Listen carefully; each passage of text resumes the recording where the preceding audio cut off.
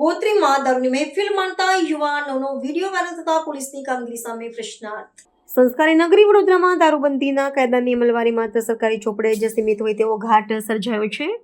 શહેરના પોસ્ટ ગણાતા ગોત્રી વિસ્તારમાં ખુલ્લેઆમ વિદેશી દારૂની રેલમછેલ સાથેની એક મહેફિલનો વિડીયો સોશિયલ મીડિયાના માધ્યમથી વહેતો થયો છે, જેને પોલીસ તંત્રની આબરૂના ધજાગરા ઉડાવી દીધા છે। ગાંધીના ગુજરાતમાં દારૂબંધી હોવા છતાં વિડીયોમાં સ્પષ્ટપણે જોઈ શકાય છે કે કાયદાના રક્ષકોનો ડર રાખ્યા વિના કેટલાક તત્વો બિંદાસપણે નશામાં ચૂર થઈને મોજ મજા માણી રહ્યા છે। આ ઘટનાએ ફરી એકવાર સાબિત કર્યું છે કે શહેરમાં દારૂની હેરાફેરી પોલીસની નજર બહાર છે કે પછી તેમની રહેમ નજર હેઠળ ચાલી રહી છે તે તપાસનો વિષય છે।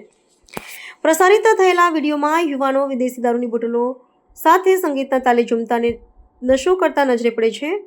આશ્ચર્યની વાત એ છે કે ગુનો આચરતા શખ્સોને પોલીસ કાર્યવાહીનો લેશ માત્ર ડર હોય તેમ જણાતું નથી।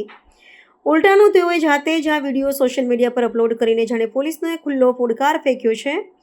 કડક પોલીસ બંદોબસ્તના દાવાઓ વચ્ચે ગોત્રી જેવા વિસ્તારમાં આટલી મોટી માત્રામાં દારૂનો જથ્થો ક્યાંથી આવ્યો અને કોની મીઠી નજર હેઠળ આ મહેફિલ યોજાઈ તે અંગે લોકમુખે અનેક તર્ક વિતર્ક થઈ રહ્યા છે।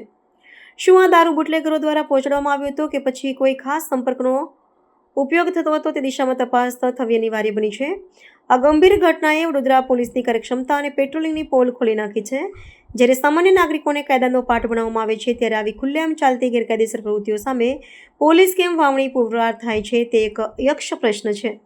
હવે જોવું રહ્યું કે ગોત્રી પોલીસ આ વાયરલ વિડીયોના આધારે કસૂરવારોને શોધીને કાયદાનું ભાન કરાવશે કે પછી રાબેતા મુજબ તપાસ ચાલી રહી છે તેવો જવાબ આપીને આખા પ્રકરણ પર પડદો પાડી દેશે। હાલ તો આ વિડીયોએ શહેરના પ્રબુદ્ધ નાગરિકોમાં પોલીસની શાખ સામે ગંભીર સવાલો ખડા કર્યા છે।